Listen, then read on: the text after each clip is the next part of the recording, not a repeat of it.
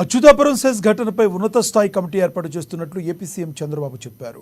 ప్రమాదం చోటు చేసుకున్న ఫార్మా కంపెనీని చంద్రబాబు పరిశీలించారు. మృతి చెందిన వారి కుటుంబాలకు 1 కోటి, తీవ్రంగా గాయపడిన వారికి 50 లక్షలు, గాయపడిన వారికి 25 లక్షల ఆర్థిక సహాయాన్ని సీఎం చంద్రబాబు ప్రకటించారు. బాధిత కుటుంబాలకు అండగా ఉంటామని హామీ ఇచ్చారు. పరిశ్రమలో భద్రతకు ప్రాధాన్యత ఇవ్వాలని, కానీ ఇక్కడ నిబంధనల మేరకు ఎస్ఓపి అనుసరించలేదని సీఎం తెలిపారు.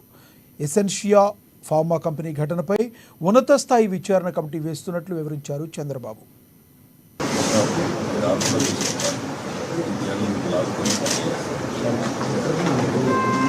లాస్ట్ 5 years లో 1924 మొత్తం ఇక్కడికి వస్తే దగ్గర 119 ఇన్సిడెంట్ జరిగాయి విశాఖపట్నం. అందులో 120 మంది చనిపోయారు. 1920లో 4 జరిగాయి, 21లో దగ్గర 3 జరిగాయి, 22లో 4 జరిగాయి, 23లో మళ్ళీ 22లో 24, 21, 3, 22, 4, 23, 5 ఇప్పుడు వచ్చే కొందికి అచ్యుతాపురం ఒకటి, ఇంత మునిపే ఏప్రిల్లో మళ్ళా ఒక ఇన్సిడెంట్ జరిగింది. ఎల్జీ పాలిమర్స్ జరిగినప్పుడు ఒక దానికి దీనికి డిఫరెన్స్ మీరు చూస్తే అది పాయిజనస్ కెమికల్. ఇక్కడ పాయిజనస్ కెమికల్ కాదు గాని ఎక్స్ప్లోజివ్ కెమికల్. ఆ బిల్డింగ్ మనం చూసాం, చాలా భయంకరం.